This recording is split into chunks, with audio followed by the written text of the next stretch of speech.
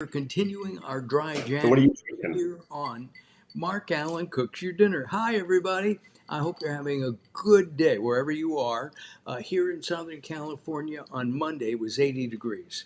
80 degrees. Today it's 60 something, maybe even 57. It's getting chilly. I am continuing drinking a mocktail from Three Spirit. And to celebrate Valentine's Day in advance, next week we're going to have several cocktail recipes from Three Spirits right here on Mark Alyn Cooks. And we'll tell you why next week, why you shouldn't drink alcohol on the day of love. All right, we have an exciting program today. We're going to do a all vegan, because we're going to talk about fruits. We're going to talk about vegetables. And we're going to talk with our new friend, Robert Scheuller, who is known as the Produce Guru. That's coming up right now on Mark Alyn Cooks. See you in a minute.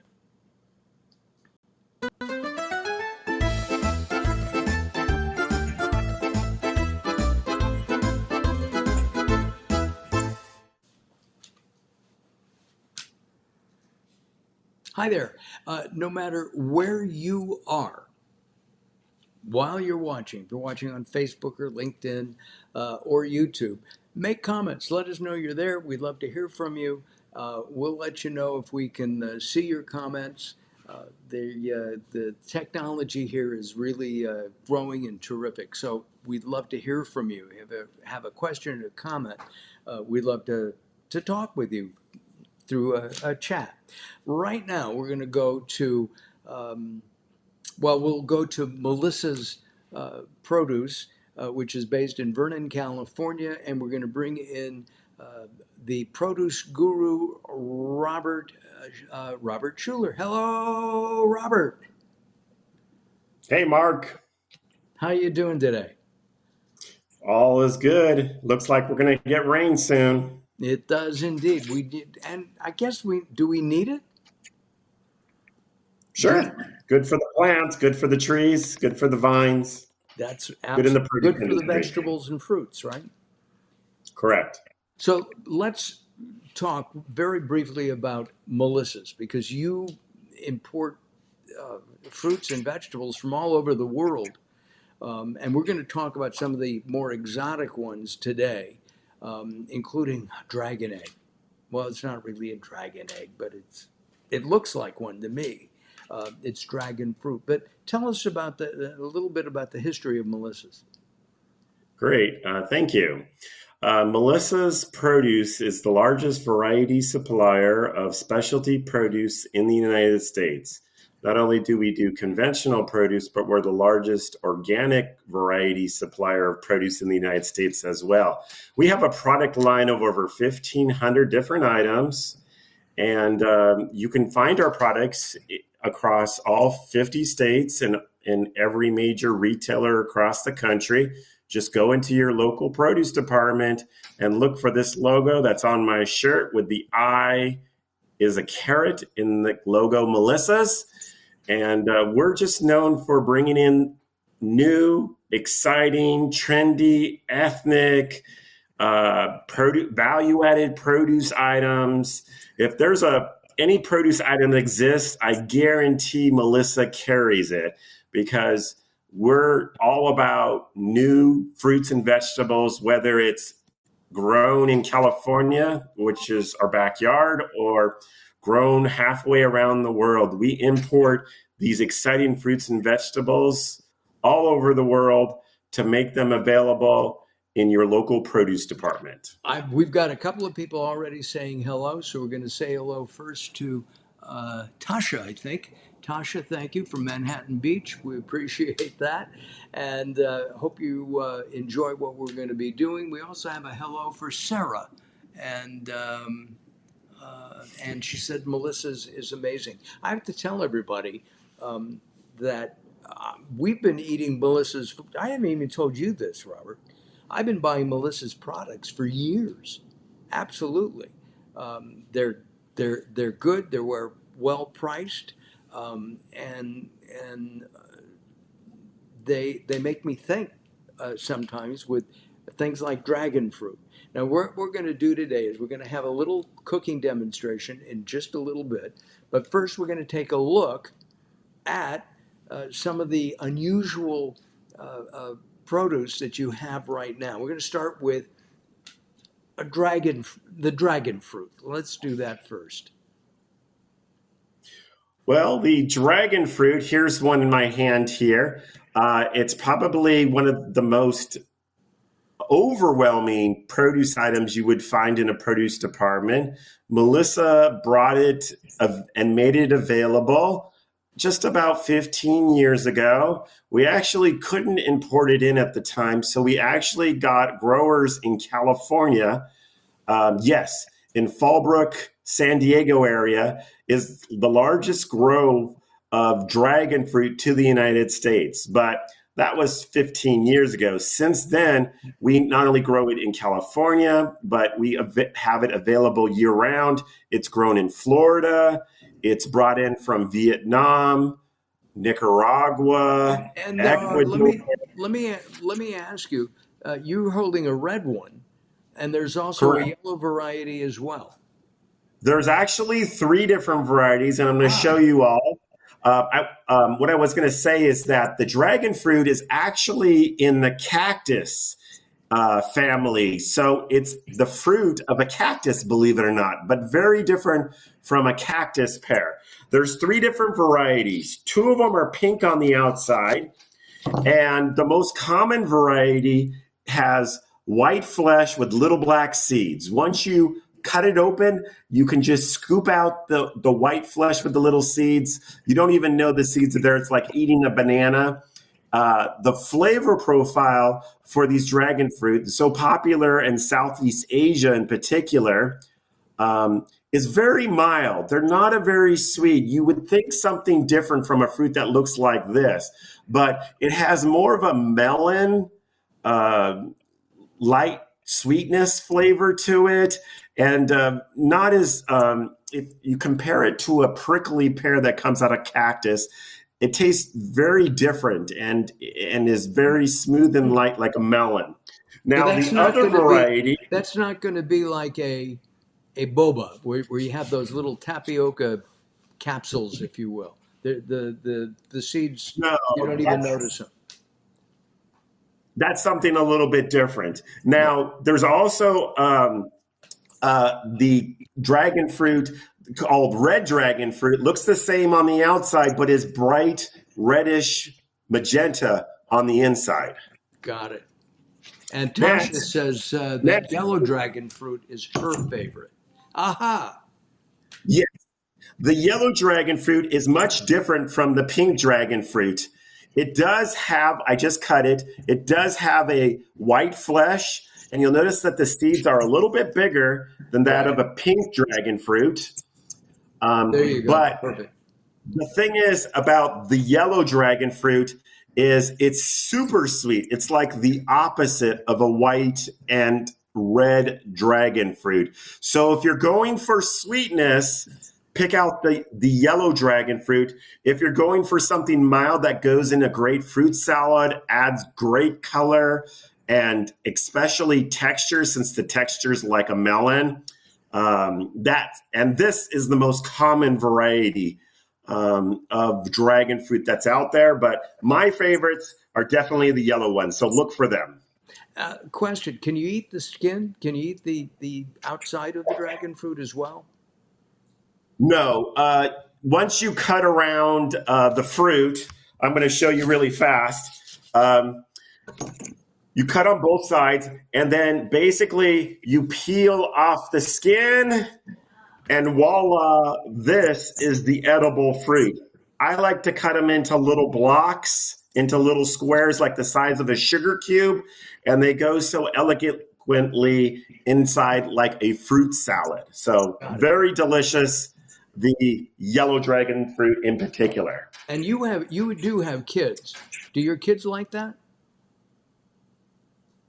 They do like the yellow dragon fruit in particular. Now they're into the smoothies, so they like putting the pink dragon fruit, the white dragon fruit, Right. in with their smoothies because it adds a great texture. It mixes well with all the different flavors, and from a nutritional standpoint, as a cactus pear, dragon fruit has vitamin A, vitamin C, potassium.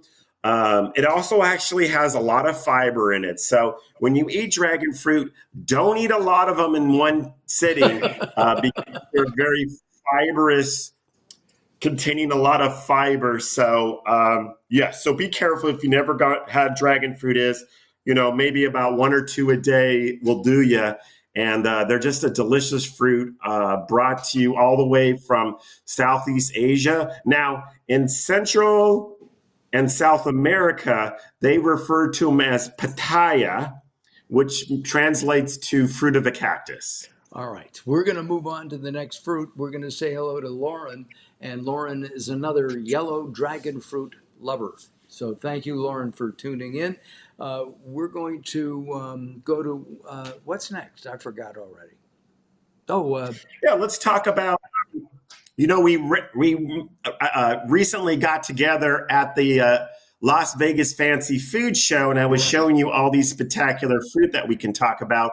This is, so mangoes are available on a year-round basis, but usually during the wintertime, they're not so exciting, and there's only a few varieties that are available. However, these tree-ripened Peruvian mangoes are delicious. So if you look below the equator, you're going to get some spectacular mangoes. We get these ones from Peru. There's also some really spectacular ones coming out of Australia as well.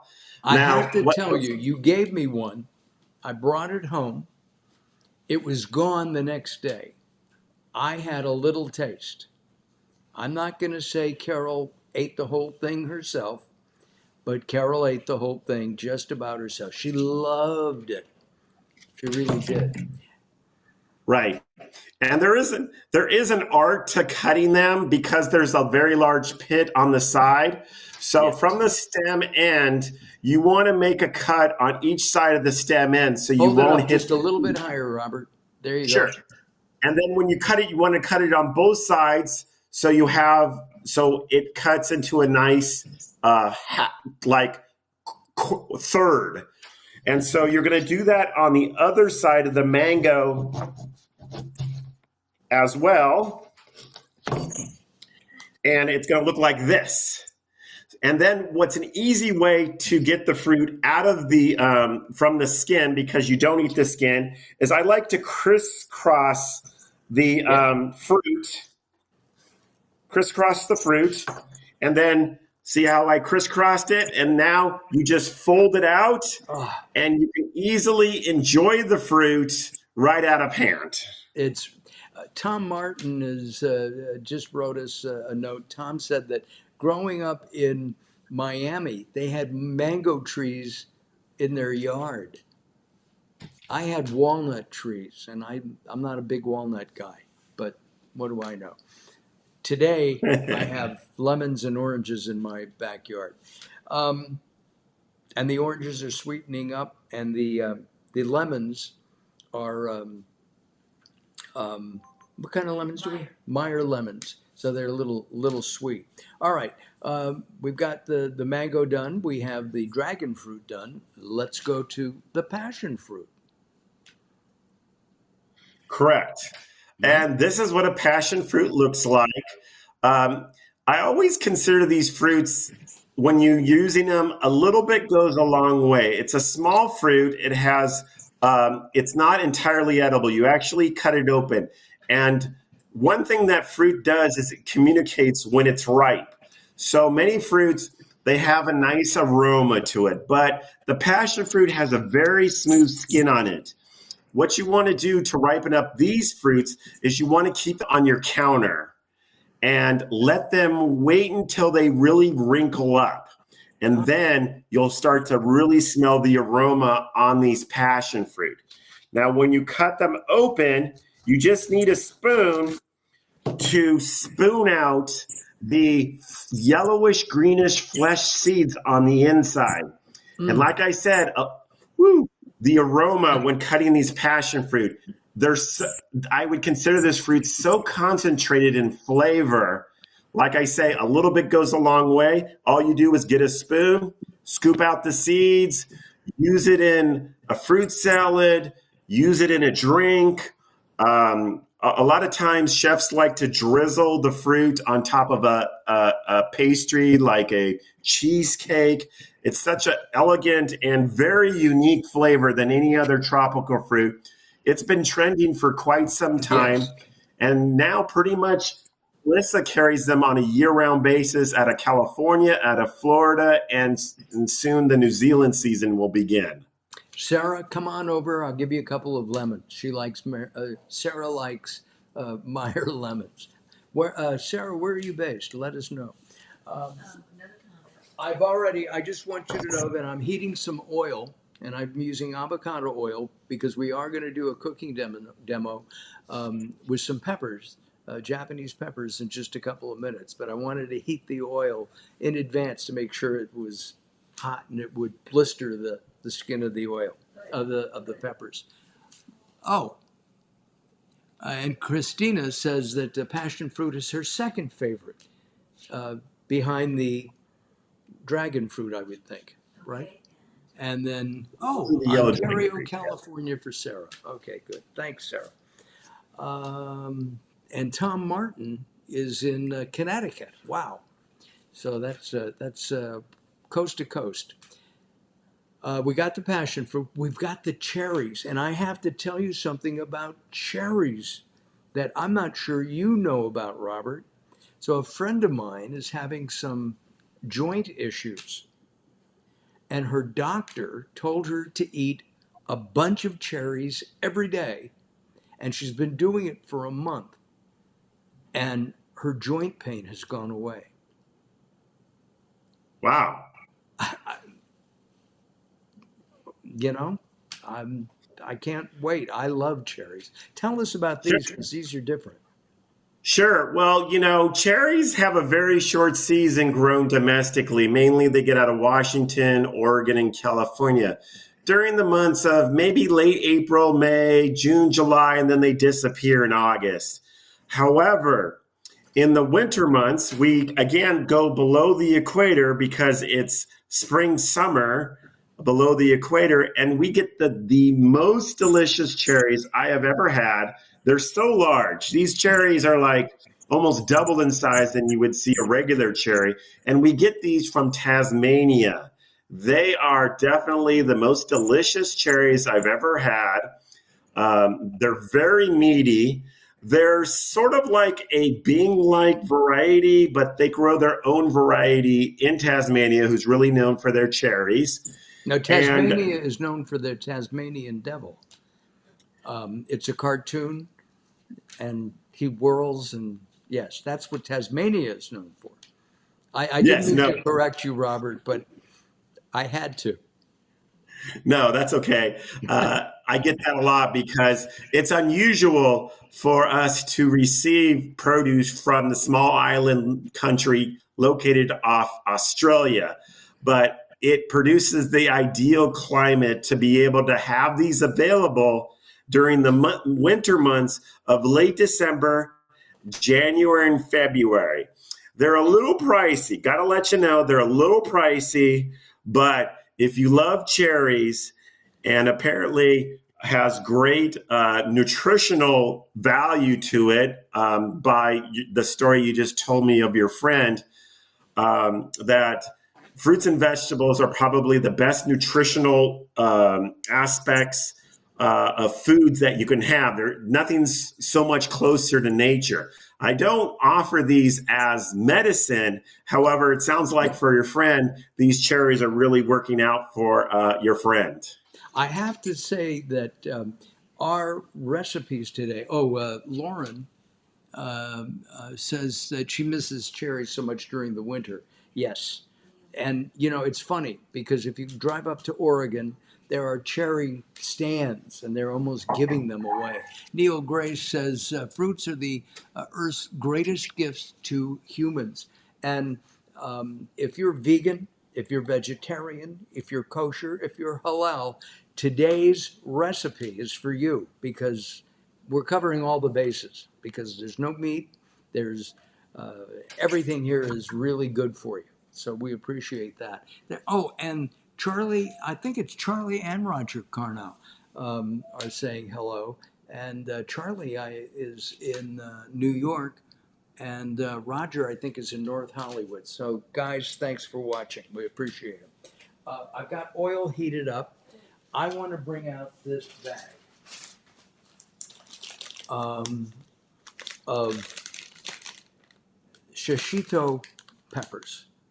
And we've washed them. I put them back in so I could show you the package.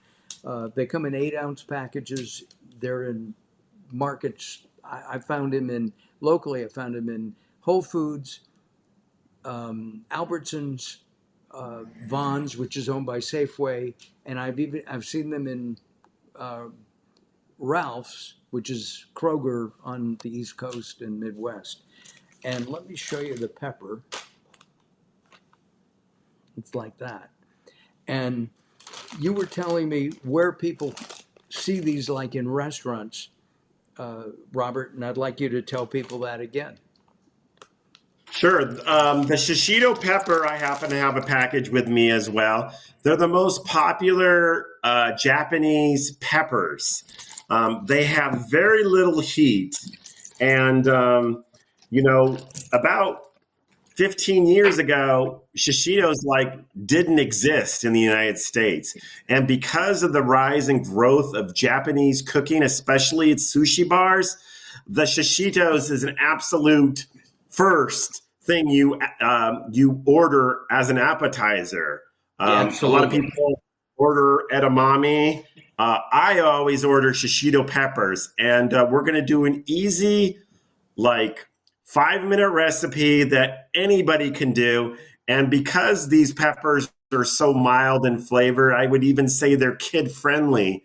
But one note, about 1 out of every 10 peppers, just a little bit hotter, but nothing that's outrageously hot or anything like that. These are grown now year-round, and you can pretty much find them in every single store across the country because of their popularity. I've never seen a chili pepper become so popular in just a short amount of time. So last night, Carol and I went to a Brazilian steakhouse, and we had the marketplace, the salad bar, and there's a kid eating pickles. I mean, they had little tiny cornichons, which are about this big, and I had taken a couple, 2 or 3. This kid took a bowl and ate them, and I wanted to ask him 2 things. I wanted to ask him if he ate peppers as well, because he was eating something that a 9-year-old kid, 8-year-old kid would generally not eat, but who knows? Let's go back to the wok. We have a wok heating up over here. And okay, Mark. Can you tell how much oil that there is? I've got some oil in there. It's starting to smoke. I've turned it down. What do I do now? Right. For your 8-ounce packages, which is the grab-and-go package that you would get at the store, I know you already washed them. Let's go ahead and put some of your favorite vegetable oil. You can use an olive oil. You can use a canola oil. I think you're using a avocado oil. That is go ahead, and it's only about an 8 cup. Got it. Got that in there already. So let's go ahead and coat the wok. Yes, and I've actually here. Let's see if I can do it again without burning myself. I'm going to swish that oil around, get it up on the corner. Oh, okay, good. You got that.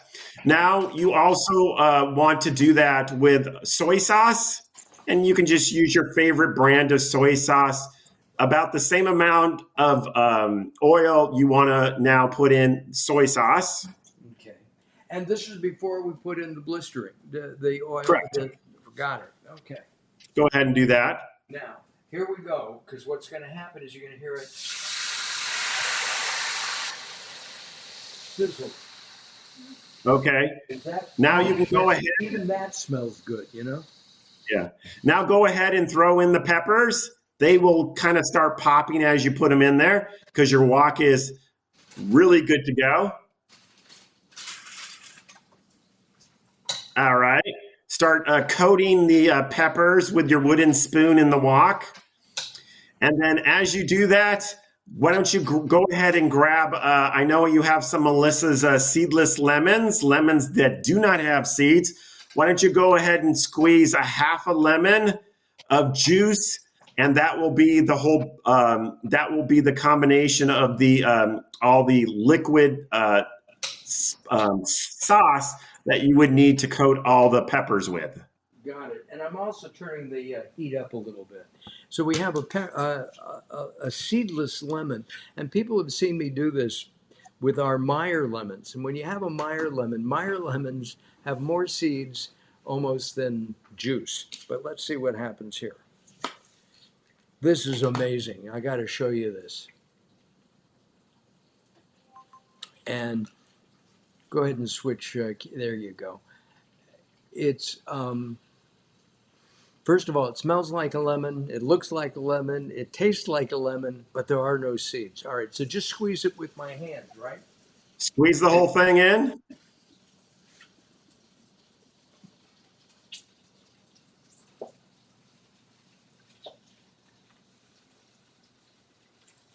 Okay. And maybe the other half too. I don't know. It was a small lemon, Robert. Should I put in more? Or? Go ahead and squeeze the other half. And I think you can hear Yep. it's working. Okay. Now just stir it all up. So you have the soy sauce, about an eighth cup of soy sauce, an eighth cup of oil, and a squeezed lemon going. And now we're going to add the seasoning. Now at Melissa's, we have a whole new line of seasoning. We have these grinders. This is our newest one. It's a spicy sesame seed. But basically what you're going to do, Mark, to replicate this is you're going to put in, you're going to, like, as if you're going to salt it, you can use a little bit of salt, a little bit of dried red crushed pepper, and with that, also sesame seeds. Now, you can use a coarse sea salt. I think you're using a coarse sea salt there. Yes. Yeah. And so add those three other ingredients and stir it up. And from this point, it should take about 3 more minutes. So in the liquid bath and now with the spices, we'll really season it. And with the sesame seeds, and we're using an organic sesame seed. We also use an organic red pepper, crushed red pepper. I'm curious, how much of the sesame should I put in? Just like you did the crushed pepper. Whoa! Well, Yeah, that should do it. Looks good. good. I'm gonna add a little bit more crushed pepper. Wait a minute. Yeah, Carol doesn't like it too much. I didn't. Well, I find the Shishito's very mild, and the crushed red pepper gives it a little bit more heat and flavor to it. But basically, what you're creating there, Mark, is the typical traditional Japanese Shishito pepper on how you would receive it at the restaurant.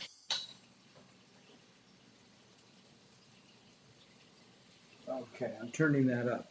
And basically, that's about it.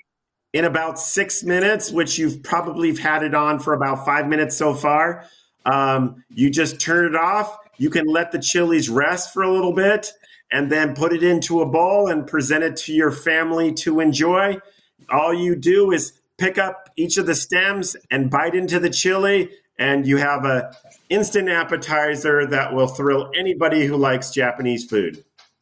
Now, let me ask you something. A lot of times when I've had these, the skin of the pepper is blistered a little bit. That's what we're looking Blistered, for? correct. Okay. That's exactly because, chili peppers have a really thick consistency to them, almost like rubbery. So the cooking process in the sauce, in the soy sauce, the olive oil softens it up. It actually blistered, so you can see that they're discolored, like more, instead of a bright green, they're more of an olive green color. And so in about 6 to 8 minutes, your shishitos, like in the wok right now, are done and ready to serve. And Judy is asking, is there any need to stem them? I've never seen it that way, but can you stem them if you want? You can, but the fun of it, just like eating edamame at a Japanese restaurant, is enjoying the shishito pepper, picking it up with your hands. You don't use a fork or a knife. You pick it up by the stem and just bite into the chili pepper until you make your way all to the stem. The whole entire chili, including the seeds and the veins on the entire chili, is actually enjoyed. You don't have to cut them off. The fun part is, just like edamame, is serving it right out of the shell. But in this case, you're serving it right from the stem. Right. So go ahead, Mark. Go ahead, grab a stem and enjoy. You can turn the heat on. Do that. I'm going to put a couple of these. I saw a couple of these already.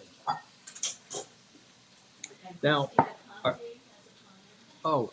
Connie has a comment. High heat will get more blistering. Yes, and we did use a lower heat. And then also, and I had a thought, is that if I had, before I put the soy sauce in, if I put the peppers in, let them blister, and then add the soy sauce, is that another way of doing it or not?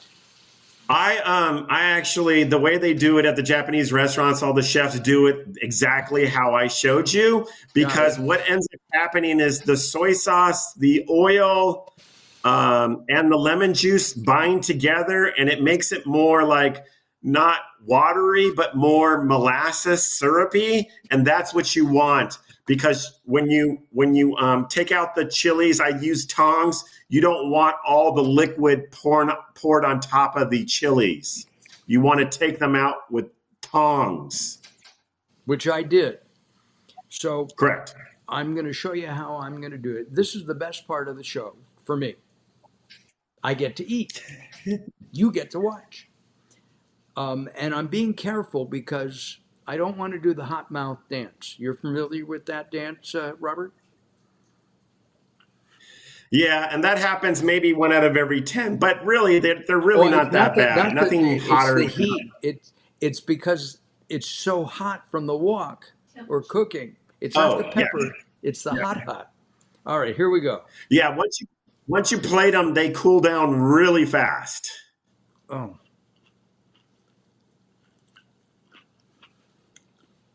For dinner tonight, I am having a chicken sandwich, okay?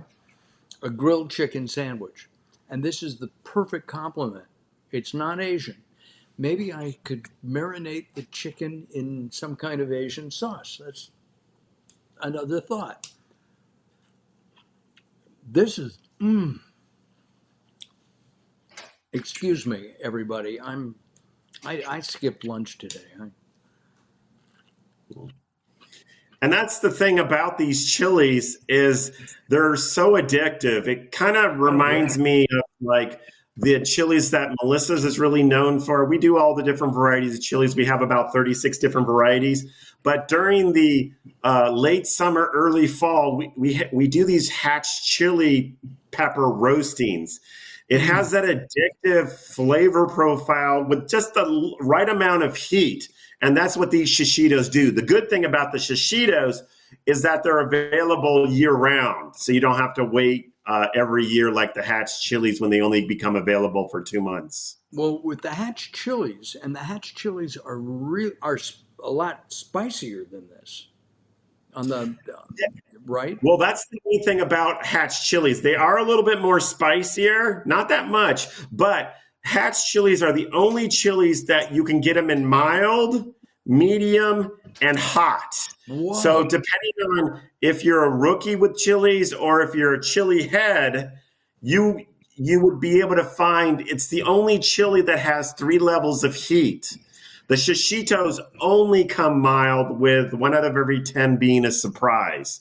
But Hatch are grown by their heat, but it's really about the flavor. That's what chilies is all about. It's always about the flavor. These are delicious. And somebody said your kitchen must smell great, and that these look good. They don't look good now because there's only the stem left. And Sarah says they look delicious. Sarah, you just wouldn't believe it. I did good. I cooked these myself under direction of Robert. Oh, Judy has a question. Are there seeds like in a bell pepper? I think, and there are, but Correct. I ate them. Correct. Now, when you usually work with a chili and you're cooking with it, usually you extract the seeds because the seeds are kind of hard.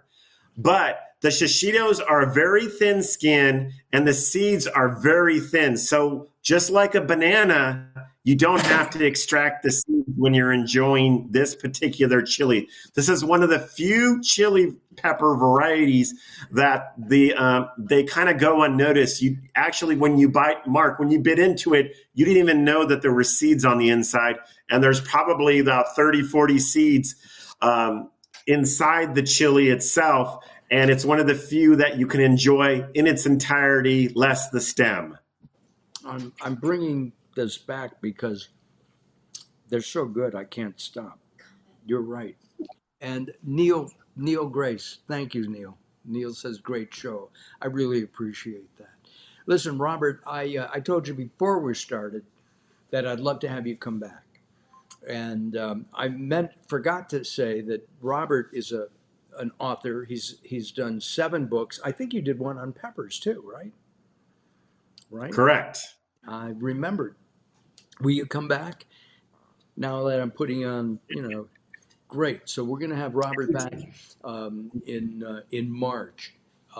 As the season changes, I think we'll have new vegetables and fruits to try, and this is magnificent. It's easy. It's fast.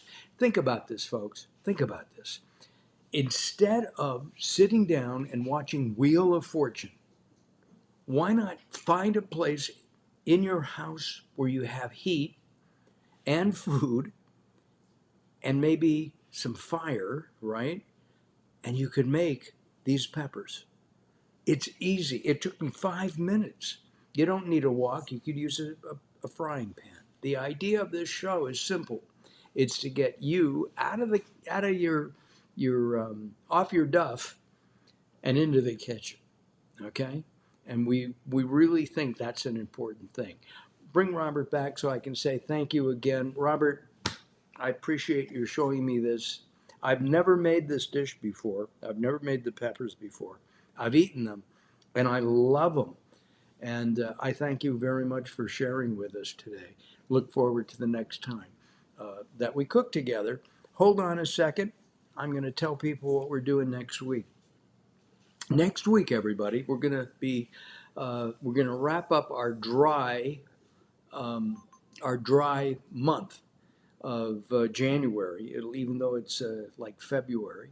And we're going to have a representative from Three Spirit on with us. We're going to make a couple of different mocktails.